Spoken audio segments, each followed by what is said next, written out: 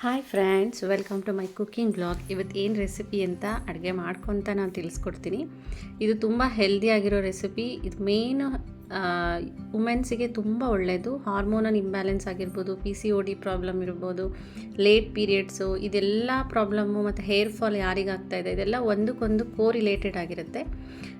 ಈ ಒಂದು ಲಡ್ಡುನ ಮಾಡ್ಕೊಂಡು ತಿಂದರೆ ನಿಮಗೆ ಎಲ್ಲದರಿಂದಲೂ ನಮಗೆ ಮುಕ್ತಿ ಸಿಗುತ್ತೆ. ಇದಕ್ಕೆ ಏನಿಲ್ಲ, ನಾನು 1 ಬೌಲಷ್ಟು ಅಥವಾ 1.5 ಬೌಲಷ್ಟು ಕಡಲೆ ಬೀಜ, ಆಮೇಲೆ 1 ಬೌಲಷ್ಟು ಬಾದಾಮಿ. ನೀವು ಡ್ರೈ ಫ್ರೂಟ್ಸ್ನ ಎಷ್ಟು ನಿಮಗೆ ಕ್ವಾಂಟಿಟಿ ಇರುತ್ತೋ ಅಷ್ಟು ತೊಗೋಬೋದು. ಗೋಡಂಬಿನ ಸ್ವಲ್ಪ ಕಡಿಮೆ ತೊಗೊಳ್ಳಿ, ಯಾಕೆ ಅಂದರೆ ಗೋಡಂಬಿಯಲ್ಲಿ ಸ್ವಲ್ಪ ಕೊಲೆಸ್ಟ್ರಾಲ್ ಇರುತ್ತೆ, ಅಷ್ಟೊಂದೇನು ಹೆಲ್ತಿಗೆ ಒಳ್ಳೇದಿರಲ್ಲ.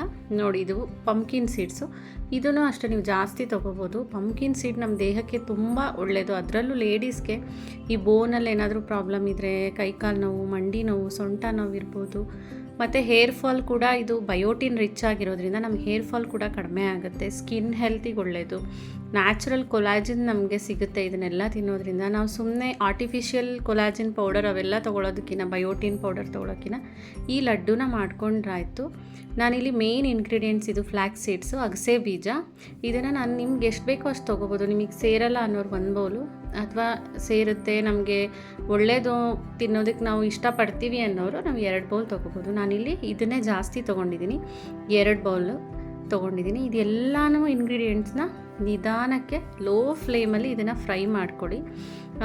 ತುಂಬ ಜಾಸ್ತಿ ಫ್ಲೇಮ್ ಇಟ್ಟರೆ ಇದೆಲ್ಲ ಸೀದೋಗ್ಬಿಡುತ್ತೆ, ಒಳಗಡೆ ಮಾತ್ರ ಇನ್ನೂ ಹಸಿ ಹಸಿ ಇರುತ್ತೆ. ಫ್ಲ್ಯಾಕ್ಸ್ ಸೀಡು ಅಷ್ಟೇ ಪಾಪಪ್ ಆಗ್ತಾ ಇರುತ್ತೆ ಪಟ್ ಅಂತ ಹೇಳ್ಬಿಟ್ಟು. ಪಾಪ್ ಆಗೋ ತನಕಲೂ ನಾವು ಲೋ ಫ್ಲೇಮಲ್ಲೇ ಹುರ್ಕೋಬೇಕು. ಕಡಲೆ ಬೀಜನೂ ಕೂಡ, ಬಾದಾಮಿ, ಗೋಡಂಬಿ ಮತ್ತು ಪಂಪ್ಕಿನ್ ಸೀಡು, ನೀವು ಬೇಕು ಅಂದರೆ ಎಳ್ಳನ್ನು ಕೂಡ ಇದಕ್ಕೆ ಆ್ಯಡ್ ಮಾಡ್ಕೋಬೋದು. ಹಾಗೆ ಸನ್ಫ್ಲವರ್ ಸೀಡ್ಸು, ಕುಕುಂಬರ್ ಸೀಡ್ಸು ಅದನ್ನೆಲ್ಲ ಹಾಕ್ಕೋಬೋದು. ನಾನಿಲ್ಲಿ ಇಷ್ಟೇ ಹಾಕ್ಕೊಂಡಿದ್ದೀನಿ. ಚಿಯಾ ಸೀಡ್ಸ್ ಒಂದು ಅರ್ಧ ಬೌಲಷ್ಟು ಇದಕ್ಕೆ ಆ್ಯಡ್ ಮಾಡ್ಕೊತಾ ಇದ್ದೀನಿ. ನಿಮಗೆಲ್ಲ ಗೊತ್ತಿದೆ chia seeds rich in anti accidents ಮತ್ತು ವೆಯ್ಟ್ ಲಾಸಿಗೆ ಎಷ್ಟು ಒಳ್ಳೆಯದು ಅಂತ. ಮತ್ತು ಹೈ ಫೈಬರ್ ಇರೋದ್ರಿಂದ ಅದು ನಮ್ಮ ದೇಹಕ್ಕೆ ತುಂಬ ಒಳ್ಳೆಯದು.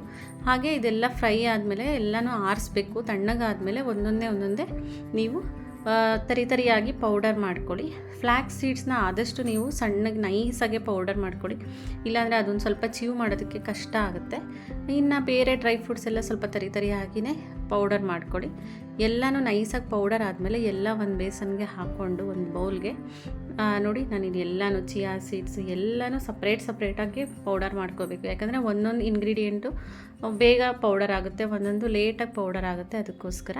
ಹಾಗೆ ನಾನು 1 ಬೌಲಷ್ಟು ಖರ್ಜೂರನ ಸ್ವೀಟ್ನೆಸ್ಸಿಗೆ ಕಟ್ ಮಾಡಿ ಅದನ್ನು ಕೂಡ ನೀರು ಹಾಕ್ತೋ ಹಾಗೆ ನಾವು ಮಿಕ್ಸಿ ಮಾಡ್ಕೋಬೇಕು. ಇಲ್ಲಿ ಒಂದು 5-6 ಸ್ಪೂನಷ್ಟು ಗಸಗಸೆನೂ ಟೇಸ್ಟು ಕೊಡುತ್ತೆ ಮತ್ತು ನಮ್ಮ ಹೆಲ್ತಿಗೂ ಕೂಡ ತುಂಬ ಒಳ್ಳೆಯದು.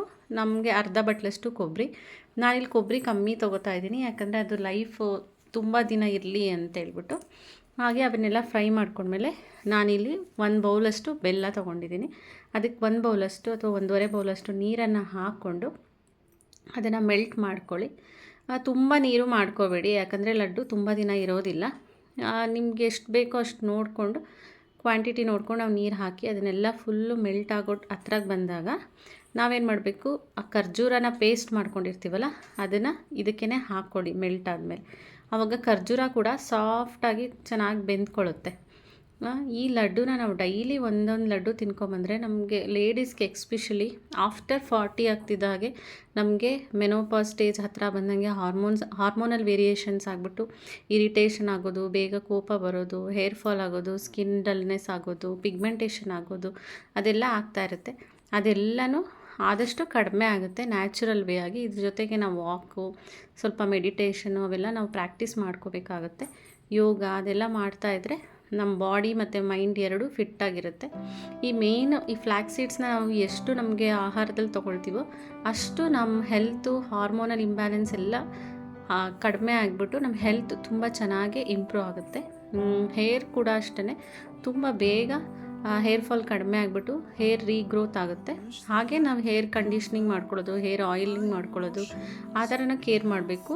ಹೊರಗಡೆಯಿಂದಲೂ ಹೇರ್ನ ಕೇರ್ ಮಾಡೋದು, ಹಾಗೆ ಇದು ನಾವು ಒಳಗಡೆ ನಾವು ತಿಂದ್ಬಿಟ್ಟು ಎಲ್ಲ ರೀತಿ ವಿಟಮಿನ್ಸ್ನ ಕೊಟ್ಬಿಟ್ಟು ನಾವು ಹೇರ್ಗೆ ಕೇರ್ ಮಾಡೋದು, ಎರಡೂ ಕೂಡ ನಡಿಬೇಕು. ಬರೀ ನಾವು ಮೇಲ್ಗಡೆ hair packs, hair oils, different hair serums ಎಲ್ಲ ಅಪ್ಲೈ ಮಾಡಿದ್ರೆ ಏನೂ ಯೂಸ್ ಆಗೋಲ್ಲ. ನೋಡಿ, ಅದು ಬೆಲ್ಲದ ಪಾಕ. ಹಾಗೆ ನಾನಿಲ್ಲಿ ಕಡಿಮೆ ತುಪ್ಪನ ಯೂಸ್ ಮಾಡಿದ್ದೀನಿ, ಯಾಕಂದರೆ ವೆಯ್ಟ್ ಗೇಯ್ನ್ ಆಗಿಬಿಟ್ರೆ ಕಷ್ಟ ಅಂತ ಹೇಳ್ಬಿಟ್ಟು ನಾವು ಇದನ್ನು ವೆಯ್ಟ್ ಲಾಸ್ಗೋಸ್ಕರ ಯೂಸ್ ಮಾಡ್ತಿರೋದ್ರಿಂದ ನಾನು ಸ್ವಲ್ಪ ಒಂದು ಬೌಲಷ್ಟು ತುಪ್ಪನ ಮಾತ್ರ ಅದಕ್ಕೆ ಆ್ಯಡ್ ಮಾಡಿದ್ದೀನಿ. ನೀವು ಚಿಕ್ಕ ಮಕ್ಳಿಗೆ ಕೊಡೋದಾದರೆ ನೀವು ಜಾಸ್ತಿ ತುಪ್ಪನ ಹಾಕ್ಬೋದು. ಫ್ಲ್ಯಾಕ್ಸ್ ಸೀಡ್ಸ್ನ ಕಡಿಮೆ ಮಾಡಿ ಡ್ರೈ ಫ್ರೂಟ್ಸ್ ಜಾಸ್ತಿ ಹಾಕಿ ಸ್ವಲ್ಪ ಸ್ವೀಟ್ನೂ ಜಾಸ್ತಿ ಹಾಕಿಬಿಟ್ಟು ನೀವು ಮಕ್ಕಳಿಗೆ ಮಾಡಿಕೊಟ್ರೆ ಇನ್ನೂ ಚೆನ್ನಾಗಿರುತ್ತೆ. ನಾನು ಹಳೆ ವೀಡಿಯೋ ಒಂದರಲ್ಲಿ ಬರೀ ಡ್ರೈ ಫ್ರೂಟ್ಸ್ ಲಡ್ಡು ಒಂದು ರೆಸಿಪಿ ಇದೆ, ನೀವು ಹೋಗಿ ಚೆಕ್ ಮಾಡ್ಕೊಳ್ಳಿ. ನೋಡಿ, ಹೀಗೆ ಪಾಕದಲ್ಲಿ ಟೈಟಾಗಿ ಉಂಡೆನ ಮಾಡಿದ್ರೆ ಹೆಲ್ದಿಯಾಗಿರೋ flax seed laddu ready. Thank you. Watch my all videos and subscribe my channel.